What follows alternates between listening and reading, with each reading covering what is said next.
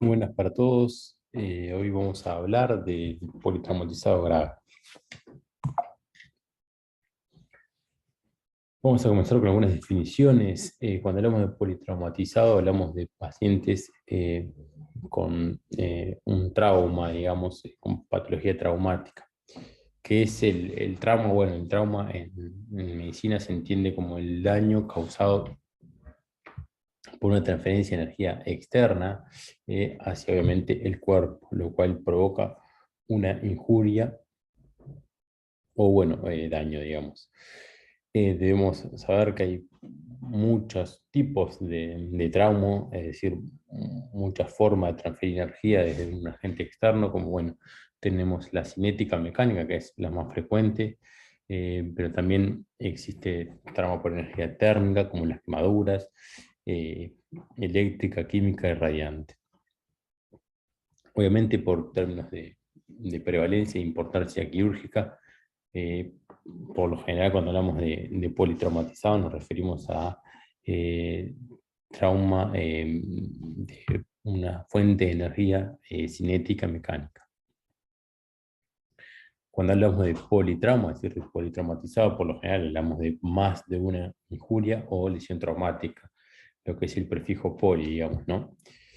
Y bueno, cuando decimos grave, si bien no hay una definición estándar de lo que sería un politraumatizado grave, eh, interpretamos en términos cotidianos, ¿no? Como el politraumatizado grave cuando la severidad y la magnitud del daño puede comprometer la vida del paciente o alguna función importante del mismo. Ejemplo de esto es, por ejemplo, un precipitado con un daño a nivel de columna, un daño medular. Si bien capaz que no tiene, puede no tener riesgo de vida, bueno, ya el hecho de que pueda perder la función en alguno de sus miembros, en una paraplegia, una cuadriplegia, obviamente lo cataloga como un trauma grave. ¿Tá? Pero bueno, eso sería más o menos como entendemos por un traumatismo grave. ¿Cuál es la importancia de los politraumatizados graves? El trauma grave, sea cual sea, ¿no? Cuando hablamos de trauma, hablamos de herida de arma de fuego, herida de arma blanca, de siniestro de tránsito, impacto, precipitado, es decir, caída, lo que sea. ¿Cuál es la importancia? Bueno, el trauma severo es la principal causa de muerte en personas jóvenes, es decir, menores a 45 años. Además de esto, es una gran causa de discapacidad, ¿no? Obviamente es sabido el importante número de discapacidad motora y psicológica resultante de, por ejemplo, los siniestros de tránsito, que la mayoría ocurren en personas jóvenes. Obviamente estas personas son las personas que nosotros decimos que son socialmente activas, ¿no? En edad laboral, lo cual es una gran pérdida para socioeconómica a nivel, digamos, de toda la población. Bueno, también decimos que es una entidad diversa y potencialmente compleja en cuanto a la civilidad, manejo y los requerimientos asistenciales. ¿Esto por qué? Porque bueno, son pacientes graves que requieren una alta demanda de recursos humanos, de CTI, de bloque quirúrgico, banco de sangre, todo lo que resulta obviamente en costos asistenciales caros. Y bueno, y por último, pero no menos importante, ¿no? Dado que cuando hablamos de politraumatizado grave son pacientes, como ya dijimos, que pueden tener riesgo vital, obviamente requiere un abordaje rápido, es decir, hay que actuar de forma rápida, donde la sistematización, es decir, tener preparado cómo abordar estos escenarios, ¿no? Juega un rol fundamental. Uno tiene que ya más o menos eh, tener pensados ciertos pasos que debe cumplir siempre, hacer de forma esquemática para hacerlo de la forma lo más rápido posible en la asistencia de estos enfermos. ¿Por qué? Porque el tiempo, como vamos a ver ahora, es fundamental. O sea, estos pacientes, la vida se juega muchas veces en cuestiones de minutos o segundos. Bueno, un poco acerca de la epidemiología. Bueno, a nivel mundial mueren 6 millones de personas debido a injurias por año. Afecta sobre todo a la población laboral, como ya lo dijimos, y al sexo masculino. Bueno, en cuanto a la mortalidad, en lo que es el trauma, bueno, se dice que hay 3 picos de muerte con respecto a lo que es la injuria traumática, el politraumatizado. Más o menos entre un 30% y la mitad de los pacientes que mueren, mueren en minutos o segundos luego de la injuria. Esto se dice que son las lesiones incompatibles con la vida, es decir, traumatismo encefalocraniano con pérdida de masa encefálica, arrancamiento de aorta, de grandes vasos, aplastamiento. Obviamente, estos pacientes, desde el punto de vista asistencial, no se puede hacer nada. Acá el foco sería la prevención. Después tenemos los pacientes que fallecen en minutos a varias horas, que también es un porcentaje importantísimo, ¿no? 30-40%, que en estos pacientes son en los que se pueden beneficiar de una asistencia rápida y precisa y efectiva.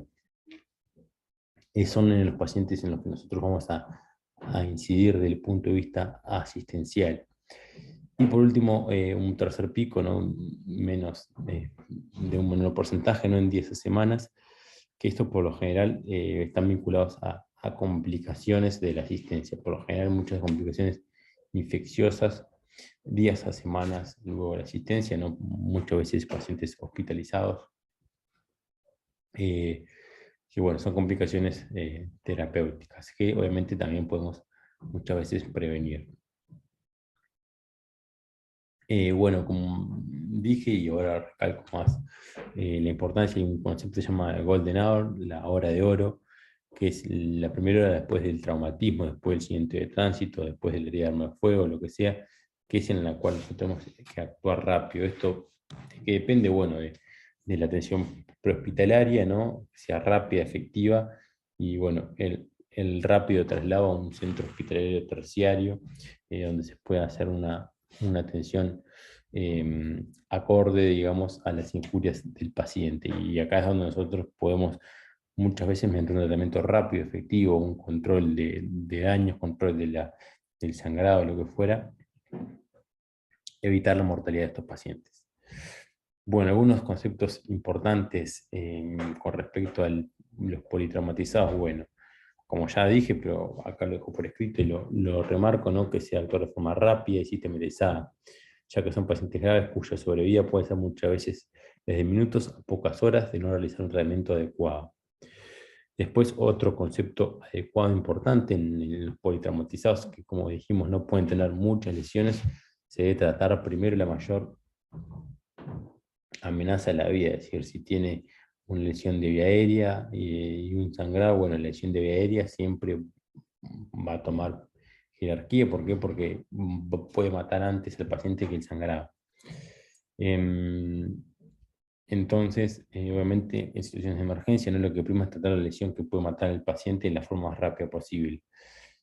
Y no otras lesiones capaz secundarias que en principio no van a matar al paciente de forma rápida. Bueno, y esto lleva a que obviamente hay muchos pasos y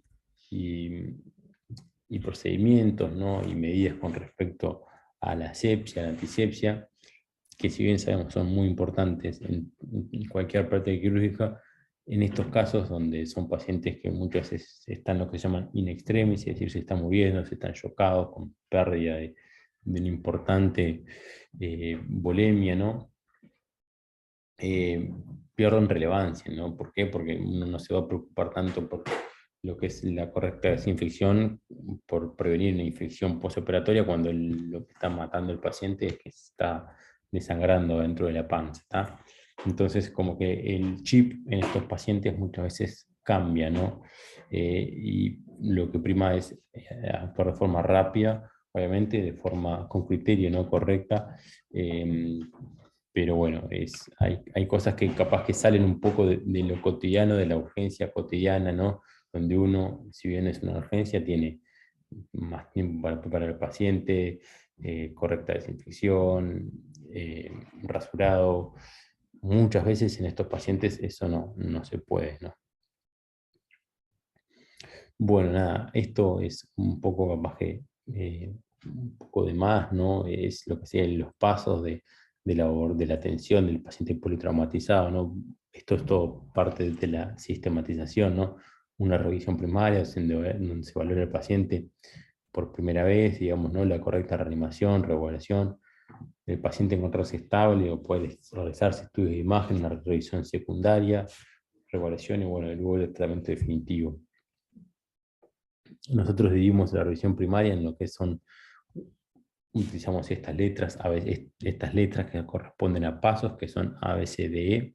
Esto habla un poco de lo que yo les decía de la sistematización, ¿no? Entonces, siempre por el traumatizado grave, primero la A, que es airway, la vía aérea, asegurarnos que la vía aérea esté permeable, que pase aire.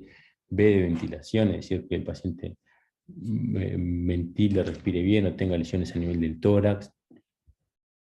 La C de circulación, ¿no? Que acá lo que evaluamos es el estado hemodinámico, ¿no? En los pacientes en shock hay que tratar, en este punto es importante. Bueno, y luego la D, que es el déficit neurológico que puede tener consecuencia de, bueno, de la hipovolemia, de un traumatismo craneano. Y por último, pero no menos importante, es la exposición y evitar la hipotermia. Cuando hablamos de exposición, hablamos de evaluar otras lesiones que pueden haber pasado desapercibidas. Pero bueno, por lo general, muchos de pacientes graves, ¿no? En lo que más hacemos énfasis es en el ABC. Bueno, nada, esto es un paso muy por arriba, ¿no? Cuando hablamos de la vía aérea, lo que valoramos si el paciente habla, ¿no? Porque si habla sabemos que la vía aérea está permeable, es decir, pasa aire, que es lo que nos importa. Si el paciente no habla espontáneamente, obviamente tiene una depresión de conciencia o puede tener la vía aérea comprometida.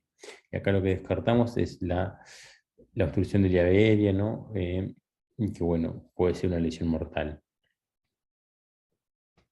Esto, bueno, nada, a veces pueden requerir intubación orotraqueal, ¿no? En caso de pacientes con una vía aérea obstruida. Bueno, después pasamos a lo que sería la B, la ventilación, ¿no? Que en la ventilación de las cosas que valoramos son las lesiones graves del tórax, que obviamente pueden requerir cirugía, como por ejemplo el hemotórax masivo. Cuando hablamos de un hemotórax masivo, lo que hablamos es la acumulación rápida de sangre en la cavidad pleural. La cavidad pleural es, digamos, la cavidad torácica, ¿no? Donde se encuentran los pulmones, digamos, a nivel del tórax. Y bueno, obviamente está asociado sobre todo a heridas penetrantes, es decir, heridas que penetran la pleura, es decir, penetran el tórax, ¿no? Heridas de arma blanca y de arma de fuego, que lo que hacen, atraviesan, digamos, piel, tejido subcutáneo, músculo, y bueno, entran dentro de la cavidad torácica. Pero bueno, también puede resultar de un trauma cerrado. Cuando hablamos de trauma cerrado, hablamos de lesiones que son traumáticas, son golpes, pero son golpes contusos, es decir, no atraviesan la pleura parietal, es decir, no entran dentro de la cavidad torácica. ¿A qué me refiero con esto? Son, por ejemplo, lesiones, golpes romos con objetos romos o contusos, que obviamente no perforan, capaz que la piel, el celular subcutáneo, ni el músculo, pero sí, por ejemplo, pueden dar una fractura costal. Obviamente la fractura costal se puede quebrar la costilla y eso sí puede dar un sangrado adentro. Más allá que no haya algo que esté perforando, digamos, la pared torácica. Eso hablamos de un trauma cerrado. Bueno, obviamente en los hemotórax masivos, ¿no? Es decir, es cuando uno sospecha mucha sangre dentro de un hemitórax, ¿no? Lo que hacer es poner un drenaje de tórax y bueno, y ahí dependiendo de eso puede requerir una toracotomía que ahora más adelante vamos a ver bien lo que es. Si se ven en las placas, ¿no? Vieron que todo esto acá arriba es aire, esto acá abajo que ven blanco sería un contenido líquido, ¿no? Que en el contexto del trauma podría ser un, sangre, digamos, ¿no? En el tórax. El pulmón, la placa está acá a la izquierda. Acá a la derecha tenemos un pulmón normal, digamos, a la derecha lo que sigue a la izquierda del paciente, ¿no? Y acá a su izquierda, lo que sigue a la derecha del paciente, vemos que hay un nivel acá, lo que llamamos nivel hidroaéreo, es decir, hay aire por acá arriba, pero no en el pulmón, aire acumulado, y acá abajo hay esto blanco, ¿no? Que correspondería a sangre en la cavidad pleural. Bueno, después tenemos el neumotórax hipertensivo, que es cuando se acumula aire y tensión en la cavidad pleural. Es decir, se acumula aire pero fuera del pulmón, ¿no? Y lo que causa es un gran deterioro, si se quiere, a nivel respiratorio y hemodinámico. ¿Por qué? Por esto aumenta la presión intratorácica, comprime los pulmones, disminuye la llegada de sangre al corazón, porque esa presión intratorácica aprieta la vena cava inferior por donde llega la sangre. Y bueno, entonces no llega sangre al corazón, lo que sea que sea un estado de shock y causa insuficiencia respiratoria. ¿Cómo se soluciona esto? También con un drenaje de tórax. Bueno, luego pasando a la letra C, para valorar las circulaciones y el estado hemodinámico, ¿no?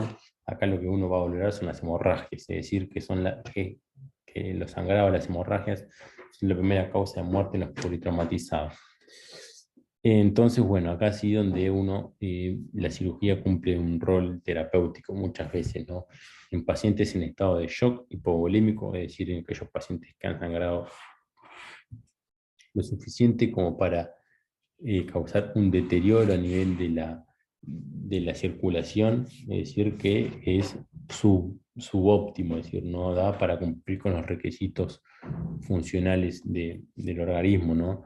Eso decimos que son pacientes que están en shock. Obviamente hay que hacer algo con estos pacientes, hay que transfundirlos, reponerlos, pero bueno, si es una canilla que está perdiendo sangre dentro del cuerpo, es decir, un vaso sanguíneo que está perdiendo sangre, la solución es ir y cerrar esa canilla. Y eso, la única forma de hacerlo es mediante la cirugía, por lo general.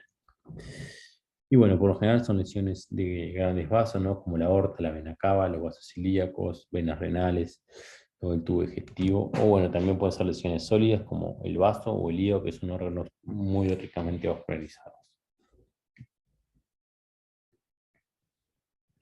Una cosa acá que, bueno, es válido decir, obviamente uno va a ver al paciente, ¿no? Dependiendo de dónde sea la lesión, es donde uno va a sospechar qué vasos está afectado. Obviamente, si es a nivel, una herida de fuego, a nivel de la línea media, a nivel del abdomen, uno obviamente tiene que ir a buscar lesión de grandes vasos como la aorta, la vena cava, ¿no?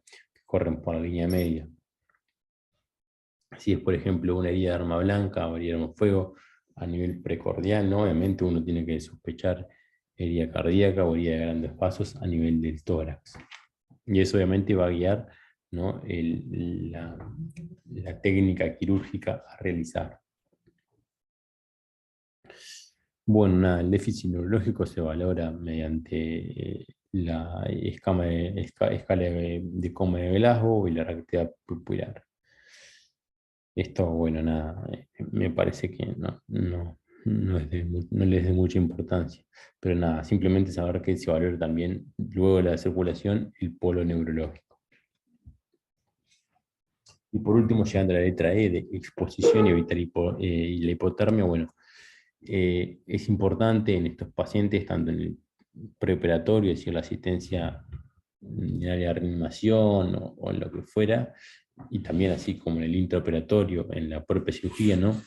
Evitar la hipotermia. Esto como se realiza, bueno, cubrir con mantas, tanto en el preoperatorio o en el intraoperatorio, es decir, con manta térmica. Y en la cirugía particularmente, cuando abrimos la cavidad abdominal, la cavidad torácica, ¿no? Uno tiene que evitar mayor hipotermia aún. ¿Esto cómo se realiza? Bueno, obviamente transfundiendo suero fisiológico caliente, lavando con suero fisiológico caliente, las compresas embebidas en suero fisiológico caliente para las asas intestinales que no se pongan frías, y bueno, obviamente también, como ya le dije, ¿no? Los líquidos que transfundamos a temperatura corporal. ¿Por qué hago énfasis en evitar la hipotermia? Bueno, porque estos pacientes sufren esta tríada que se conoce como la tríada de la muerte, que está dada por la acidosis, la coagulopatía y la hipotermia. Y estos tres efectos se interrelacionan y forman, digamos, un círculo futil, ¿no? Donde cada uno, digamos, sobrealimenta. Y bueno, esto es lo que obviamente lleva al deterioro de los pacientes. La explicación de por qué ocurren estas tres cosas, bueno, es un poco capaz, un poco compleja, ¿no? Pero bueno, la hipotermia en realidad, ¿por qué ocurre? En realidad porque la sangre es un método de que tenemos nosotros de transportar el calor a todas partes. Cuando perdemos sangre, perdemos bastante de ese calor, digamos, de esa forma de transportar eh, calor, digamos, a todo el cuerpo.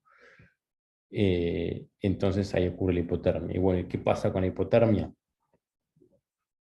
Las enzimas, es decir, los mecanismos, las enzimas de la coagulación de la sangre, es decir, los factores que ayudan a coagular lo que queremos en un contexto de un sangrado, ¿no? Que coagule y deje de sangrar, al haber hipotermia funcionan mal. Entonces se pierde mucho esa capacidad de coagulación, entonces obviamente coagula menos y eso es lo que es la coagulopatía y contribuye al sangrado. Por otra parte, la acidosis también favorece a que los factores de la sangre no coagulen bien y por eso también contribuye a la coagulopatía. Y la acidosis, bueno, ocurre, ¿por qué? Porque el oxígeno no llega bien a todo el cuerpo, más allá que podamos respirar bien, ¿no? Hay poca sangre y no llega bien el oxígeno, y entonces lo que hay es un metabolismo que le llamamos anaerobio, es decir, que no depende del oxígeno, no utiliza el oxígeno, y eso causa acidosis. Estos tres factores no se interrelacionan y es lo que llevan al deterioro de los pacientes. Y bueno, obviamente hay que intentar tratar las tres cosas, ¿no? La acidosis que la vamos a intentar controlar el anestesista, la coagulopatía también, transfundiendo plaquetas, plasma. Y bueno, nosotros desde la cirugía lo que podemos hacer es evitar mayor hipotermia aún. Bueno, con respecto al tratamiento quirúrgico, bueno, obviamente acá dependerá un poco del estado hemodinámico del paciente, ¿no? En realidad, por lo general, muchos politraumatizados no requieren cirugía si están estables, si no tienen lesiones que no sean pasibles de cirugía. Em, pero bueno, pacientes hemodinámicamente inestables, es decir, en shock, por lo general requieren cirugía. Em, si estamos hablando de un trauma de abdomen, es un trauma abdominal, donde uno sospecha una causa de sangrado en un paciente inestable, obviamente en estos casos hay que realizar una laparotomía exploratoria con fines de controlar la fuente de sangrado.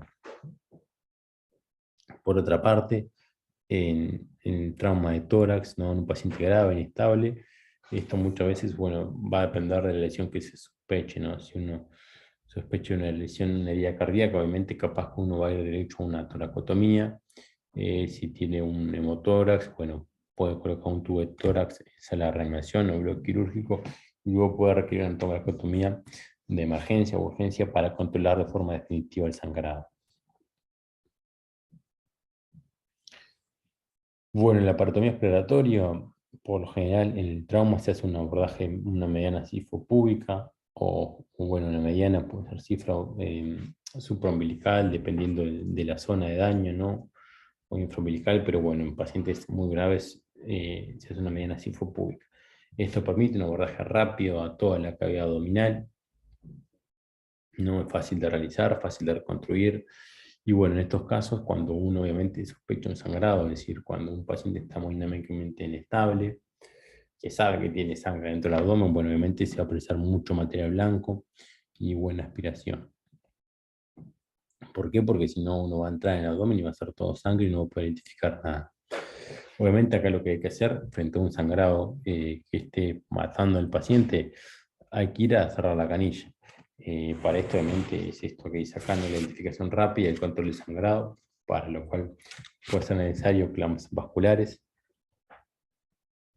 Y bueno, no olvidarnos que también hay muchos politraumatizados que tal vez no están inestables, no tienen una lesión de, de una vena, una arteria, pero por ejemplo, una herida de arma de fuego a nivel abdominal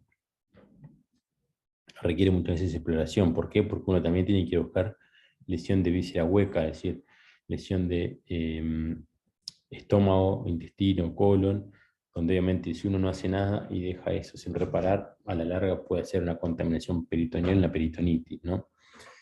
Entonces, en estos casos, obviamente la identificación de los sitios de daño y la reparación, lo cual puede requerir desde simple reparación con puntos de sutura, bueno, hasta resección intestinal,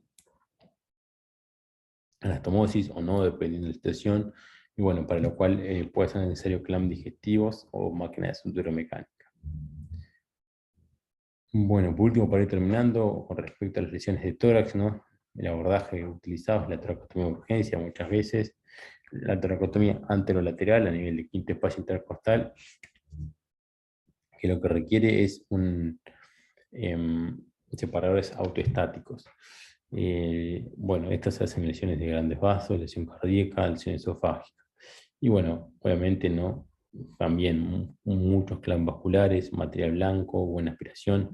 ¿Por qué? Porque todas las cosas vasculares a nivel del tórax sangran mucho y son pacientes que uno tiene que identificar bien la lesión para poder repararla de forma óptima y bueno, evitar la muchas veces muerte de estos pacientes.